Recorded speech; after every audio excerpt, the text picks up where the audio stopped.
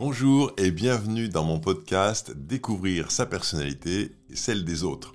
Ce podcast est dédié à la compréhension des types de personnalités qui expliquent bon nombre de comportements que nous avons au quotidien, qui ont un impact fort sur nos choix, sur nos décisions, mais dont nous ignorons bien souvent l'existence.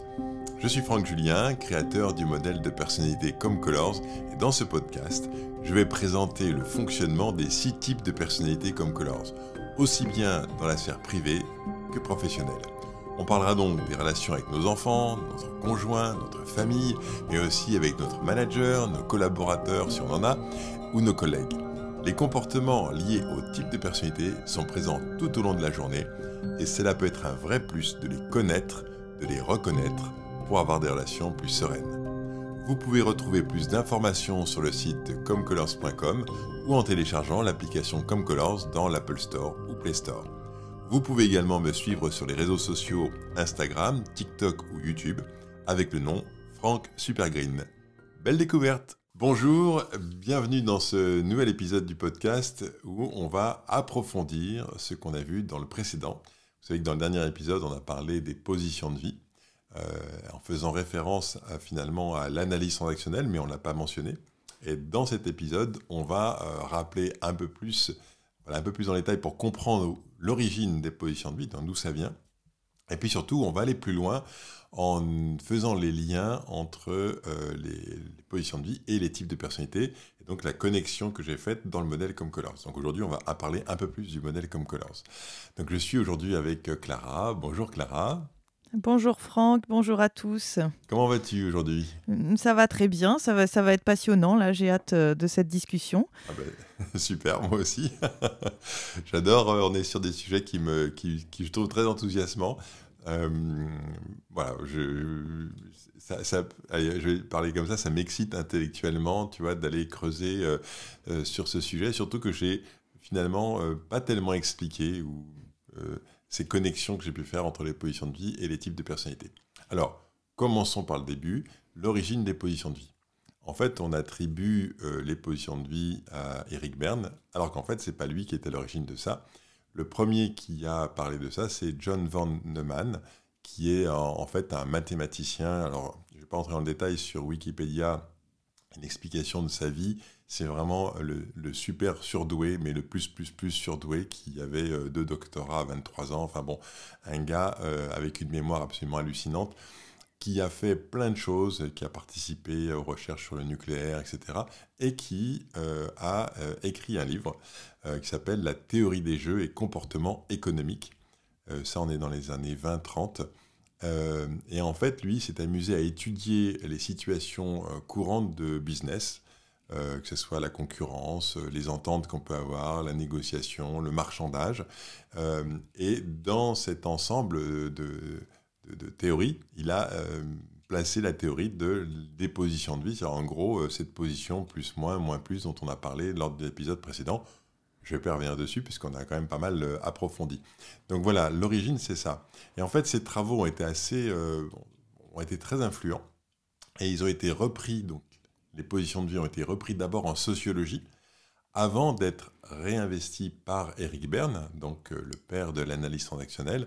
On a déjà parlé de l'analyse transactionnelle, donc je ne vais pas expliquer en détail ce que c'est, mais voilà, et il l'a réutilisé en y associant beaucoup d'autres choses. Et puis ensuite, il y a Frank Ernst, qui lui est un disciple d'Eric Berne, qui a été un peu plus loin en positionnant les positions de vie dans un schéma qu'il appelait le hockey choral. Donc voilà, donc là, si vous voulez en savoir plus, je vous laisse regarder. Mais on va revenir donc sur l'idée qu'Eric Berne développe avec les positions de vie, où en fait, voilà la théorie qu'il associe à ça. Donc on est très très loin des travaux de John von Neumann à l'origine, qui était sur l'économie. Là, on va être vraiment sur l'individu. Et donc en analyse transactionnelle, Eric Berne explique que pour lui, l'enfant acquiert des certitudes sur lui et sur les autres. Ces certitudes vont être la base en fait du scénario de vie par le choix préférentiel, mais pas exclusif d'une position de base parmi les positions qu'on a vues hier. C'est-à-dire que alors les positions telles qu'elles sont décrites en analyse transactionnelle, c'est « je suis OK, vous êtes OK ». Donc là, on parle de la position plus, qui pour lui est la position idéale en analyse transactionnelle. Ensuite, il y a « je suis OK, vous n'êtes pas OK ». Donc là, la personne qui prend cette position va être dans le mépris, la supériorité par rapport aux autres. Troisième position de vie, c'est « je ne suis pas OK, vous êtes OK ». Donc c'est la fameuse position moins plus, où là, la personne vit un sentiment d'infériorité. Et puis, on arrive aux quatrième position de vie, où « je ne suis pas OK, vous n'êtes pas OK », position moins. Là, c'est une position de renoncement. Voilà, ça, c'est la base sur laquelle Eric Berne est parti. Et oui, Clara. Et donc, là, tel que tu le décris, tu disais dans l'épisode précédent que c'était quelque chose de très mouvant, qui pouvait être différent au sein d'une même journée. Là, dans ce que décrit Eric Berne, on a l'impression il y a un scénario de vie, donc c'est quelque chose qu'on va garder un peu de façon durable. C'est ça, exactement ça. C'est-à-dire qu'en gros, il pense, Eric Berne, qu'on s'installe dans une de ces positions de vie durablement. Et donc, ça va même engendrer le scénario, c'est-à-dire la façon... Alors, le scénario, on en a déjà parlé dans un épisode précédent, dans la première saison. Le scénario, c'est en gros une croyance sur la vie qui fait qu'on va vouloir répéter ces croyances qu'on a acquis quand on était enfant et qui vont en fait nous construire, nous guider d'une certaine manière. Et donc, du coup, pour Eric Berne, les positions de vie sont finalement une sorte de position préférentielle qu'on va prendre pour vivre notre scénario. Tu vois, donc ça va ensemble, en fait. Par exemple, si mon scénario, c'est il faut travailler dur pour y arriver dans la vie, il faut avoir écrasé les autres ou je ne sais quoi. Si ça, c'est l'histoire qui est racontée dans la tête, finalement, on va se mettre en plus-moins, en position de supériorité, c'est ça ? Oui, ou ça dépend. Oui, ça peut être ça, mais ça peut être aussi une position moins plus, qui est que si c'est facile, ça n'a pas de valeur, par exemple. Oui. Tu vois ? Et donc, du coup, si j'ai fait quelque chose facilement, que j'ai obtenu un résultat, je vais pas donner de... Tu vois, je vais pas me considérer comme plus que les autres, mais à la limite, je vais me considérer comme moins, tu vois. Je vais me prendre une position plutôt inférieure en me disant, ouais, enfin là, ça vaut rien, quoi. Tu vois, c'est un peu ça l'idée du scénario de vie, c'est qu'à chaque fois que tu vas faire quelque chose qui ne correspond pas au scénario, tu vas l'évacuer et tu ne vas garder que les choses qui valident tes croyances sur la vie. Donc c'est un peu ça l'idée du scénario.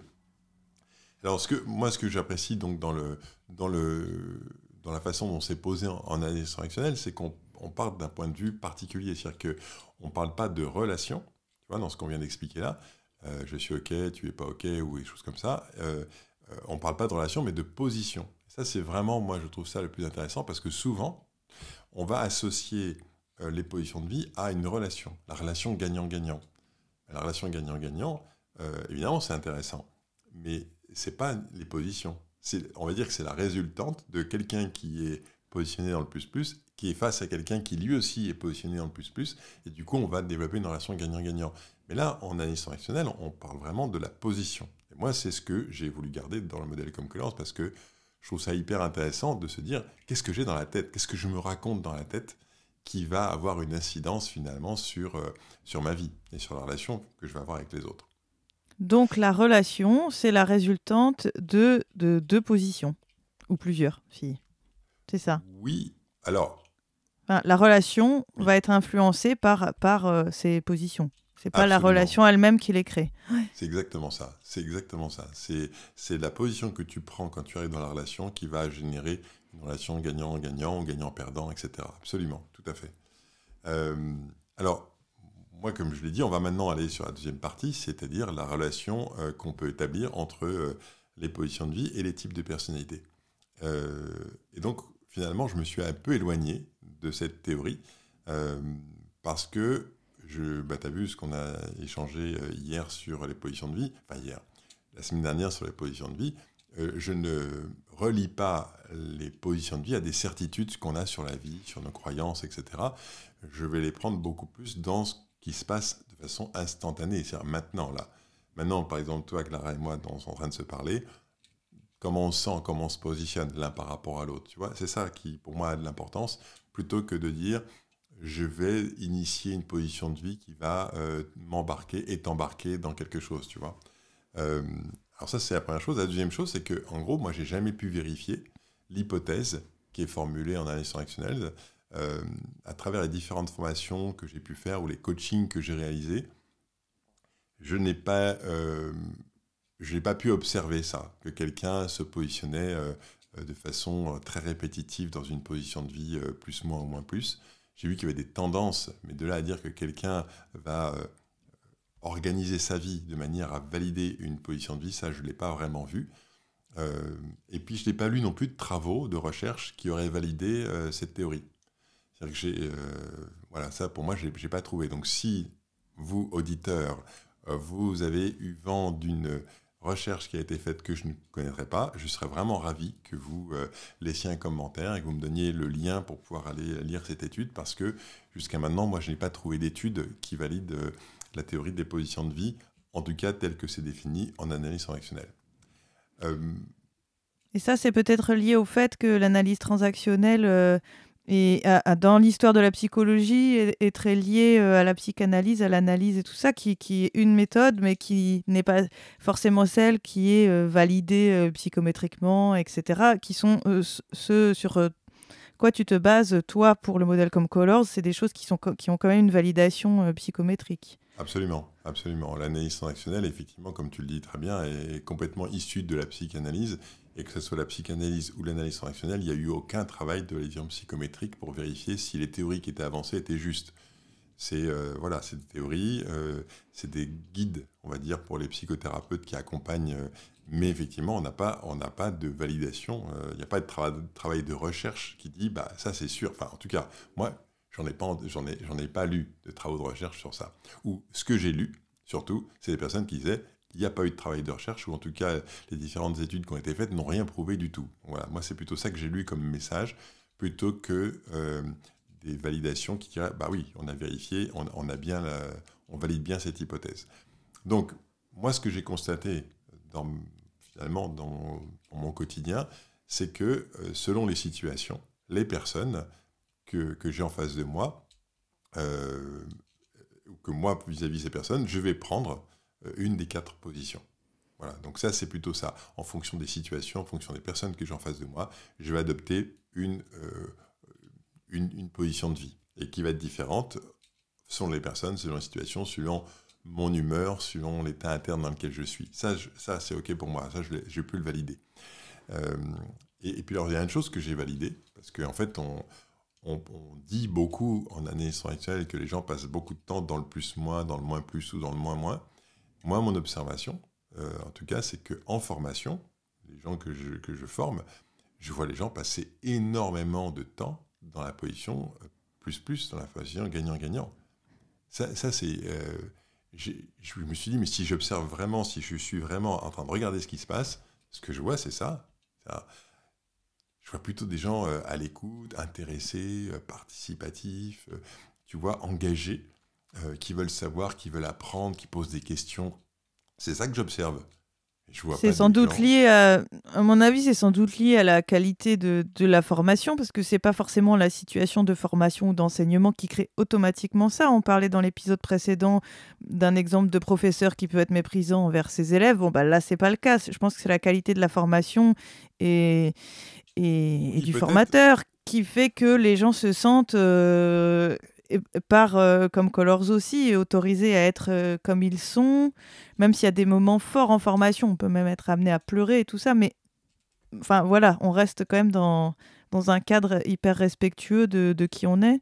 Mais absolument, mais je pense que c'est ça. Alors c'est vrai que tu as raison de le dire, parce qu'il ne faudrait pas généraliser, ce n'est pas parce que je suis en formation que je suis dans position plus, ça c'est clair. Tu as raison, alors je ne vais pas me jeter des fleurs en disant parce que c'est moi l'animateur ou parce que c'est comme Colors, alors ça passe super bien. Voilà, je pense que ça ira un peu loin, même si effectivement la posture du formateur va avoir un impact très important sur l'état dans lequel vont être les stagiaires, ça c'est sûr. Moi, ce que je pense, c'est que je te rejoins sur l'idée que c'est le point de vue qu'on prend. C'est-à-dire que quand on suit la formation comme Colors, on leur dit aux stagiaires, en fait, ce qu'on vous propose, c'est de partir à la découverte de qui vous êtes vraiment, c'est-à-dire de votre type de personnalité. Et globalement, ce qu'on dit aussi, c'est qu'il n'y a pas de défaut, il n'y a rien à corriger. C'est-à-dire qu'on n'est pas là pour vous dire, ça ne va pas, il faut que vous changiez. On est là pour vous dire, surtout, on va travailler sur identifier qui vous êtes vraiment, enfin, quel est votre type de personnalité, et puis ensuite, c'est autorisez-vous vraiment à être comme ça. Parce que c'est là qu'il y a plus d'énergie. Donc, à partir du moment où on propose ça comme base de départ d'une formation, ben effectivement, on va solliciter énormément de positionnements gagnant-gagnant, plus, quoi. Ça, c'est sûr.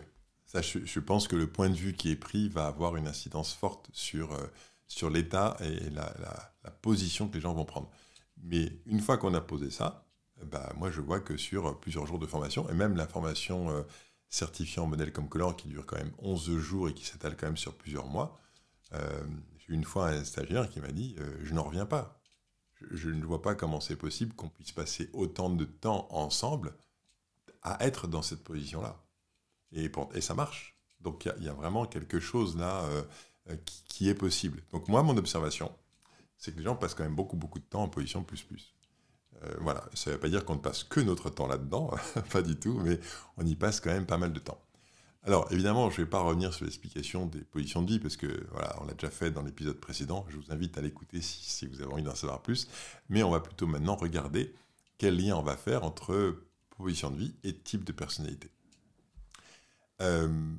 Pour comprendre cette logique, l'idée c'est de dire, en fait, chaque type de personnalité a finalement une motivation qui lui permet de recharger ses batteries. C'est-à-dire que moi, par exemple, je suis type vert, ce qui va me mettre dans un état de motivation, d'engagement, c'est d'avoir du temps pour moi. Si je sais que j'ai du temps pour faire les choses, si je sais que j'ai du temps pour, à des moments, ne rien faire et avoir mon esprit qui est disponible, qui est libre, eh ben, je sens énormément d'énergie qui remonte en moi. Et l'idée, c'est de dire, finalement, quand je suis en contact avec ma motivation, eh ben, je suis dans la position plus. C'est-à-dire que je suis dans cette position où j'ai de la valeur et je considère que les autres autour de moi ont de la valeur aussi. En fait, je me sens bien. Tu vois, je me sens plein d'énergie. Et si je ne peux pas satisfaire cette motivation, alors je vais rentrer dans les comportements sous stress, tels qu'on le nomme dans le modèle Ecom Colors, et je vais adopter un certain nombre de comportements. Et du coup, je vais pouvoir glisser effectivement dans des comportements qui peuvent être moins plus ou plus moins en fonction de mon type de personnalité. Et c'est là cette connexion-là qu'on va faire entre type de personnalité et position de vie. Et est-ce que tu aurais une image un peu pour qu'on visualise vraiment ce glissement-là ? Oui, l'image qu'on peut prendre peut-être, c'est la pièce de monnaie.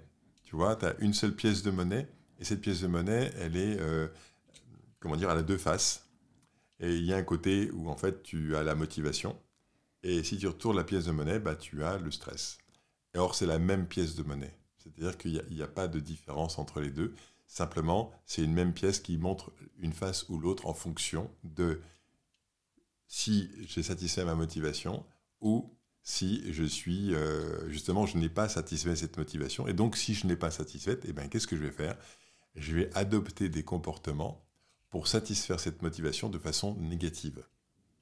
Et donc, tu vois le lien qu'on peut faire avec les positions de vie, c'est-à-dire, soit je prends soin de ma motivation positivement, et là, je suis en plus, soit je n'arrive pas à prendre soin de ma motivation, ou je ne le fais pas, et dans ce cas-là, je vais tenter de satisfaire cette motivation dans le négatif, et là, je vais descendre dans les comportements moins plus ou plus moins.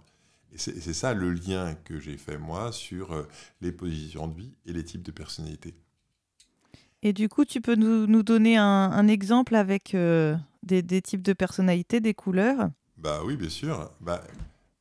Allez, Clara, est-ce que tu serais d'accord que je prenne ton type de personnalité, puis tu me dis si ça te parle, ce que je te raconte là ? Allez, d'accord. Prenons le type orange, puisque c'est plutôt ton type de personnalité, même si ce n'est pas que de type orange, mais on va dire celui-là, ça te caractérise quand même bien. Le type orange, en fait, sa motivation, c'est d'être en lien, c'est d'être en relation avec l'autre, c'est de se sentir appartenir au groupe, se sentir compter pour les autres, se sentir apprécié aussi dans la relation. Ça te parle ce que je viens de dire là ? Oui, tout à fait, ça me parle. C'est vrai que j'ai souvent en tête, type orange, être aimé pour qui il est vraiment, mais finalement, c'est oui, être en lien, ça me parle encore plus. Oui. Oui, voilà, c'est ça, ça c'est vraiment le truc. Ben, normalement, quand tu es en lien, quand tu te sens en lien avec les gens, quand tu te sens apprécié avec ce lien que tu as établi, quand tu sens que tu comptes pour les autres, eh ben, normalement, si on suit la théorie, eh ben, tu es dans une position intérieure, gagnant-gagnant, plus. C'est-à-dire, tu as de la valeur et tu accordes de la valeur aux autres. Est-ce que ça fait écho pour toi, ça? Oui, tout à fait. Ben voilà, tu vois, donc c'est assez naturel, on va dire, c'est assez logique même. Et ben, qu'est-ce que va faire le type orange quand, justement, il n'obtient pas ça? Admettons que la relation se dégrade un peu, ou que tu sentes que le lien est en train de s'effilocher, que ça va pas, eh bien, qu'est-ce que fait un type orange qui voit ça, qui ressent ça? Eh bien, il se met à faire passer ses désirs, ses désirs après ceux des autres. C'est-à-dire qu'en fait, il dit, allez, l'important c'est que ça aille bien pour eux, parce que si ça va bien pour eux, alors peut-être que la relation va s'améliorer. Tu vois? Ben, quand le type orange commence à faire ça, il s'éloigne de la position plus. Tout en n'ayant pas l'impression de s'éloigner, c'est-à-dire que dans le premier degré, c'est quelque chose qui nous semble naturel. On n'a pas l'impression de passer en comportement sous stress à ce moment-là, ça nous semble normal. C'est ça, c'est ça. Alors que tu es déjà en train de t'éloigner, puisque en gros, tu dis les autres sont OK, mais moi, je suis pas si OK que ça, il faut que je fasse des efforts, tu vois, pour que je... Donc en fait, c'est comme si tu te mettais une condition pour pouvoir être OK, tu vois. Tu te dis, je peux être... j'ai de la valeur si je fais passer les désirs des autres avant les miens, de manière à ce que la relation s'améliore. Ben, quand tu fais ça, tu es déjà en train de quitter la position tu vois. Et donc, tu commences à montrer l'autre face de la pièce de monnaie. Tu commences à aller sur une autre partie. C'est-à-dire qu'au lieu de prendre vraiment soin de toi positivement, bah, tu te mets un peu de côté. Tu vois, toi, tu te mets de côté pour que ça aille bien pour les autres. Et puis, bah, si on continue, si malgré tous les efforts que tu fais pour que ça aille mieux, bah, ça va toujours pas, eh ben, le type orange va soit culpabiliser, pensant que c'est de sa faute si ça ne va plus, alors qu'en général, c'est rarement de sa faute, d'accord? Parce qu'il fait tout pour que ça aille bien. Donc ça, c'est la première chose. Et puis la deuxième chose, c'est que le type orange peut commettre des erreurs, de petites erreurs, parce qu'en fait, son esprit est tellement accaparé par ce lien qui est en train de se rompre ou cette difficulté relationnelle qu'en fait, il commet des erreurs en ne prêtant plus attention à ce qui est en train de se passer. Tu vois? Voilà, je ne sais pas si ça te parle ce que je te raconte là. Oui, oui, tout à fait. Bah, je sais que, bon, j'en ai conscience maintenant, mais j'ai mis ça en place, cette importance du lien, que ce soit dans ma vie professionnelle, dans ma vie personnelle, dans mes loisirs. Je me fais encore un petit peu attraper quand même, hein, parce que tu vois, je suis présidente d'une association, je ne l'avais pas forcément voulu au départ. Mais je fais quand même attention à ça. Voilà. Ok. Ouais, enfin, je veux dire, on peut encore avoir des petites choses où on se fait attraper, mais quand c'est en conscience, c'est déjà mieux que de façon complètement inconsciente, quoi. C'est exactement ce qu'on disait hier, la semaine dernière, quand on parlait de ça, en disant, en fait, une première clé pour rester dans la position c'est d'avoir conscience qu'on part de la position et qu'on commence à mettre les pieds dans d'autres positions qui peuvent être plus, moins ou moins plus.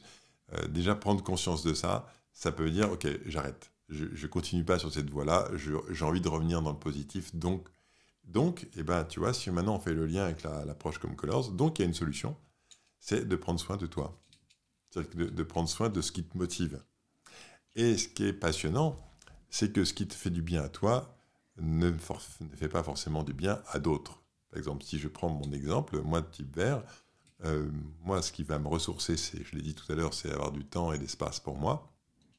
Mais si je ne l'ai pas, donc là on prend la pièce de monnaie, on la retourne, si je n'ai pas ça, eh bien en fait je vais rester en relation avec les autres, mais je vais partir dans ma tête. C'est-à-dire qu'en fait, physiquement, je suis là, mais en fait, dans ma tête, je ne suis plus là du tout. Et en fait, j'essaye finalement d'obtenir, en faisant ça, la satisfaction de ma motivation en m'échappant dans mon esprit. Mais tu vois qu'en faisant ça, déjà, je ne suis plus en train de prendre soin de ma motivation pleinement, mais je suis en train de bricoler d'une certaine manière. Et ce qui est terrible, c'est que quand je fais ça ne recharge pas mes batteries. C'est-à-dire que je peux partir dans ma tête autant de fois que je veux, ça ne va pas me redonner d'énergie. Tu vois? Et donc, on est bien là dans l'autre face de la pièce de monnaie, où on part dans les comportements sous stress qui vont en fait m'éloigner de ce qui me ferait du bien. Donc on est bien dans les positions de vie. Tu vois, si je suis en train de prendre soin de ma motivation, je suis dans le plus-plus. Si je ne satisfais pas ma motivation, comme je ne peux pas m'en passer, je vais essayer de la satisfaire négativement en m'échappant, en partant, en étant dans la lune, de façon complètement inconsciente évidemment. Et du coup, je m'éloigne de ma motivation. Et donc, je rentre dans les comportements où je me sens de moins en moins bien. Tu vois, donc c'est vraiment intéressant, tu vois, de voir comme il y a pour moi une vraie connexion entre les deux. Et ce qui est passionnant, c'est que du coup, on peut agir. Tu vois, c'est pas bon, ben voilà, aujourd'hui ça va bien, et puis la veille ça allait pas bien du tout. Il y a les jours avec et les jours sans. Exactement, il y a comme les on jours dit. avec, exactement, les jours avec et les jours sans. Tu vois, et en fait, tu te dis, j'ai une clé là pour pouvoir être beaucoup plus souvent dans les jours avec, parce que je sais ce qui me fait du bien, je sais ce dont j'ai besoin pour pouvoir me sentir bien en moi et pour du coup avoir de l'attention pour les autres, la considération pour les autres. Tu vois, et donc on part vraiment de soi. Donc on est bien dans les positions de vie avec cette idée de positionnement intérieur. Tu vois, et donc tu vas avoir un impact sur la relation avec les autres parce que toi à l'intérieur tu es bien positionné. Voilà, moi je trouve ça passionnant, ce côté extrêmement dynamique qu'on peut avoir quand on associe position de vie et type de personnalité. Et tu vois qu'on est quand même un peu éloigné de la théorie de base qui dirait que on est sur des croyances qui nous embarquent toute notre vie sur quelque chose, tu vois. Tout à fait, je trouve que c'est vraiment de toute façon intéressant dans tout le modèle comme Colors, cet aspect dynamique par rapport à d'autres modèles de personnalité où déjà on va avoir un nom, une qualité attribuée, un truc assez enfermant, même si c'est un adjectif positif. Déjà comme Colors, il y a 2 couleurs, la seconde elle change tout au long de sa vie en fonction de moments de vie. Et puis même à l'intérieur de ce modèle-là, cette question des positions de vie est également très dynamique et ça change même au cours d'une même journée. Et c'est ça, tu Et vois. on peut agir dessus voilà, d'une certaine façon. Donc oui, effectivement, très intéressant. Oui, moi, je trouve que c'est peut-être le côté le plus passionnant, tu vois, de l'approche comme Colors, c'est de positionner, de dire en fait, on peut reprendre la main. On peut dire d'abord j'ai compris l'histoire des positions de vie et maintenant que j'ai compris cette position de vie, je peux savoir où je suis dans les positions de vie puisque je vois bien les comportements que je vais manifester. Est-ce que tu vois, je suis pleinement disponible, moi type vert, ou est-ce que je suis déjà parti dans la lune, pas disponible, etc. Donc je peux m'observer. Donc si je me vois parti dans la lune, c'est que ça y est, j'ai quitté la position plus plus. Donc je sais que si je veux revenir dans la position plus plus, il faut que je prenne du temps pour moi. Et ça, pour moi, ça c'est une vraie clé, tu vois, une vraie dynamique de se dire, en fait, on peut agir. On n'est pas dans, j'ai compris, et après. Tu vois, là, c'est j'ai compris, et j'ai une vraie clé, un vrai moyen, un vrai levier pour pouvoir faire en sorte que j'aille mieux, que je me sente bien tout au long de ma journée, de ma semaine, de l'année, quoi. Alors, Avec une petite différence là entre le type orange et le type vert, c'est que le type vert finalement peut prendre soin de sa motivation tout seul, puisque c'est la base, et le type orange va avoir besoin d'être en lien, de construire une relation. Du coup, il y a toujours un peu cette dépendance aux autres ou pas. alors justement, ce qui est super intéressant dans ce que tu dis, c'est que à t'écouter, on pourrait croire que finalement le type vert, c'est celui des 6 types de personnalités, c'est celui qui peut prendre soin de sa motivation tout seul. Et on pourrait croire que du coup, lui, il est tout le temps bien, quoi. Alors que c'est presque l'inverse. C'est probablement un des types de personnalités qui a le plus de mal à prendre soin de sa motivation. Et en fait, c'est lié. Je pense que on va ouvrir sur le prochain épisode. Voilà, ça ouvre sur le prochain épisode parce que, en fait, c'est une fois que tu as compris ton type de personnalité, une fois que tu as compris que tu peux être dans le plus parce que tu prends soin de ta motivation, qu'est-ce qui fait que tu ne le fais pas? Quels sont les freins, finalement? Quel est l'ennemi de notre bien-être? Qu'est-ce qui fait que, malgré cette prise de conscience, on ne va pas mettre en œuvre, tu vois? Et ça, je trouve ça passionnant. Alors, pour conclure un peu cet épisode, je dirais que finalement, quand on regarde le mode de fonctionnement des types de personnalités, on s'aperçoit qu'il n'y a pas de défaut. Tu vois, on n'est pas en train de dire il faudrait améliorer ceci ou il faudrait améliorer cela. En fait, il n'y a pas de défaut à corriger, il y a juste vous êtes comme vous êtes. Mais en fait, l'idée c'est, ce que vous êtes, c'est super. Il n'y a pas de défaut à corriger, mais il faut simplement prendre soin de ce qui vous recharge, ce qui vous ressource, ce qui vous fait du bien, de votre motivation. Et finalement, la seule chose que vous avez à mettre en place dans votre vie, c'est de prendre en charge la satisfaction de votre motivation. Et toi, par exemple, Clara, comment tu fais, toi ? Eh bien, effectivement, soit je mets en place des choses dans ma vie qui vont me permettre d'être en relation avec d'autres personnes. Enfin, j'ai créé un espace de travail partagé quand même. Je suis travailleuse indépendante, mais rester toute seule chez moi, c'était pas possible. Donc, effectivement, je crée via cet espace des relations les plus positives possibles. Donc voilà, dans mon cadre de travail. Sinon, j'essaye quand même de prendre soin de cette motivation également seule, quoi. Voilà, en faisant des choses qui me font plaisir. Alors, on pourrait dire que c'est également dans le lien, parce que c'est souvent dans l'écriture. Voilà, l'écriture dans le journal, c'est la relation à moi-même. Hein. Je ne sais pas si ça compte, mais... oui, c'est du sang, oui, bien sûr. Ouais. Ok, oui, c'est ça. C'est qu'en fait, tu vois, c'est ça que tu as mis en place. En fait, alors, la plupart des gens le font. La plupart des gens, on sent à l'intérieur de nous ce qui nous fait du bien et on le fait. La seule chose, c'est que ce qui fait la différence, c'est que soit on le fait parce que c'est possible, tu vois, c'est-à-dire qu'en gros, l'environnement nous le permet, mais s'il ne nous le permet pas, on s'en passe. Et donc, c'est là que ça va nous manquer. On ne va pas prendre soin de notre motivation. Soit, et ça, c'est le deuxième truc, peut-être le pire, c'est on se censure nous-mêmes. C'est-à-dire qu'on s'empêche de prendre soin de notre motivation. Et là, je pense qu'il y a un des aspects les plus forts de ça, c'est la conformité.